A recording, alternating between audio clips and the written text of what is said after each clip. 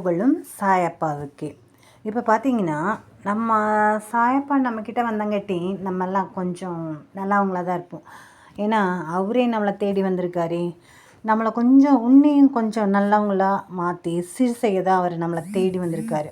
அதனால் அவர் என்ன சொல்கிறாரோ நீங்கள் வந்து நம்பிக்கையாக மட்டும் நம்பி பாருங்கள். உங்களுக்கு உள்ளுணர்வாக இருந்து செயல்படுவார். நீ இதை செய்யு, இதை செய்யாத, இங்கே போ, இங்கே போகாத அப்படின்னு வழி நடத்துவார். அப்புறம் பார்த்திங்கன்னா, நம்ம எல்லாத்துக்கிட்டையுமே கொஞ்சம் பாசமாக இருப்போம். நம்ம வந்து யாரையும் ஏமாற்றிருக்க மாட்டோம். ஆனால் நம்ம ஏமாந்த இடங்கள் தான் நிறையா இருக்கும்.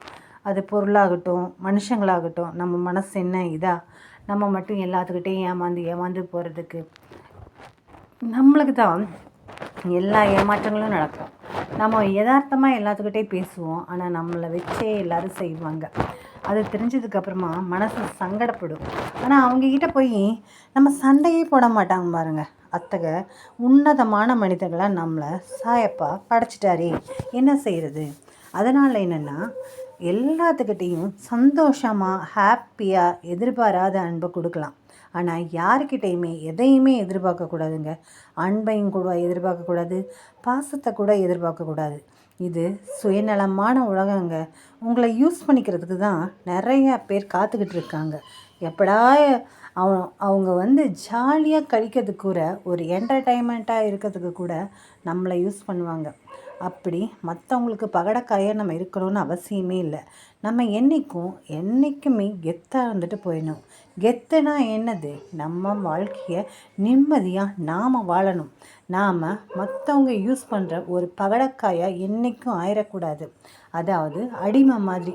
நம்ம அவங்ககிட்ட என்னடா பேசுறது, எப்படி தான் மறுக்கிறதுன்னு நினச்சோம்னா நம்மளை அடிமையாகவே ஆக்கிடுவாங்க. சரியா? எல்லாத்துக்கிட்டையும் ஒரு வரமுறை வச்சுக்கலாம். என்னென்னா, நல்லது கெட்டதில் போய் கலந்துக்கலாம்.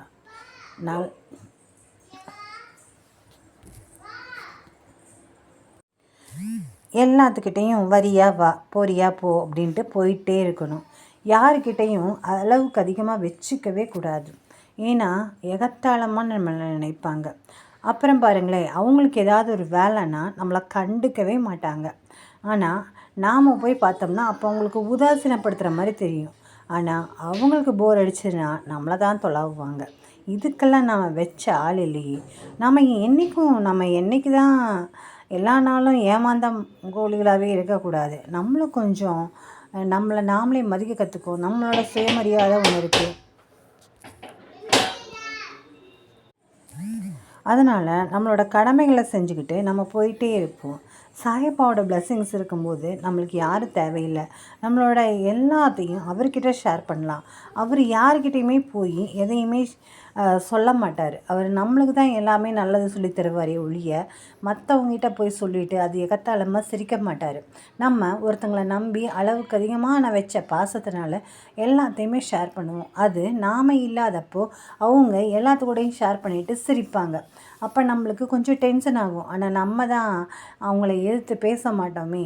நம்ம எதிர்த்து பேசணுன்னு கூட வேண்டாங்க. நம்ம அமைதியாக போயிடலாங்க. நம்ம அமைதியாக போக போக தான் நம்ம கர்மாக்கள் எல்லாம் குறைய ஆரம்பிக்கும். நம்ம ஒரு சிறப்பான வாழ்க்கையை வாழ்வதற்கு உண்டான எல்லா சாத்தியக்கூறுகளும் நம்மளை தேடி வருங்க. எந்த இடத்துலையும் நம்ம வாக்குவாதத்தில் ஈடுபடவே கூடாதுங்க. அவங்களே பெரிய ஆளாக இருந்துட்டு போகட்டும், விட்டு கொடுத்துட்டு போவோம். ஒன்றும் கெட்டு போயிட மாட்டோம். சரிங்களா? சாயப்பா இருக்கும்போது நம்மளுக்கு என்னங்க கவலை? என்ன கேட்டாலுமே தருவார். சரியா? அதனால் பார்த்திங்கன்னா, நாம் எல்லாரும் எல்லோரிடமும் அன்பிற்கும் பாசத்திற்காகவும் ஏங்குவதைத்தான் பலர் தவறாக பயன்படுத்தி கொள்கின்றனர். எப்பொழுதும் உன் தாய் தந்தை நீ பெற்ற குழந்தைகளை தவிர வேறு, அதாவது உங்கள் வீட்டில் இருக்கிற ஒய்ஃபு, ஹஸ்பண்டு, அம்மா, அப்பா, குழந்தைங்க இவங்கள தவிர்த்து மற்றவங்க எல்லாருமே உங்கள் மேலே வைக்கிற பாசம் வந்து யூஸ் அண்ட் த்ரோவாக தான் இருக்கும். அவங்க தேவைகளுக்கு பயன்படுத்திக்கிறதா தான் இருக்கும். ஏதோ ஒரு சிலரை தவிர்த்து எல்லாத்தையும் குறை சொல்ல முடியாது இல்லையா? நம்ம மேலே அன்பு கொண்டவர்களும் இந்த உலகத்தில் இருக்க தான் செய்கிறாங்க. அது யாருன்னு நம்மளுக்கே சாயப்பா புரிய வைப்பார். அதனால் நம்ம கொஞ்சம் நிதானித்து செயல்படுறது ஒரு உத்தமமான வேலை. நம்ம எல்லாரும் சூப்பரான நல்ல வழிக்கு தாங்க போவோம். அதனால தான் நம்ம என்றைக்கும் வெகுளித்தனமாகவே இருக்கிறோம். சரிங்களா? அப்போ பார்த்திங்கன்னா, இந்த உலகத்தில் வந்து பலதரப்பட்ட மனிதர்கள் இருக்காங்க. நேற்று வரை அனுசரித்து அன்போடு இருந்தவர்கள் இன்று காரணமில்லாமல் பேசவோ மதிக்கக்கூட மாட்டார்கள். இது போன்ற பாதிப்பு ஏற்படும் போது நீ மனமுடைந்து போகாதே. அதற்காக எல்லோரிடத்திலும் அன்பற்று வாழ சொல்லவில்லை. அதீத அன்பை வைக்க வேண்டாம் என்று கூறுகின்றேன். இந்த கவலைகளை எல்லாம் மனதில் கொள்ளாமல் நீ உன் லட்சியத்தை நோக்கி போய்கொண்டே இரு.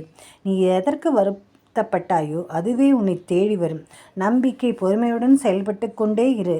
வசந்த காலம் உன்னை வந்து சேரும் நாள் தொலைவில் இல்லை. உனக்கு எல்லா சூழ்நிலைகளிலும் நான் துணை நிற்பேன். நல்லதே நடக்கும். என் மீது நம்பிக்கை வைத்து செயல்படு. அனைத்தும் கிடைக்கும். நீ என் ஆசீர்வாதமும் அன்பும் பெற்ற என் செல்லப்பிள்ளை. பார்த்து கொண்டே இரு. உன்னை கோபுரத்தின் உச்சியில் அமர வைக்கிறேன்.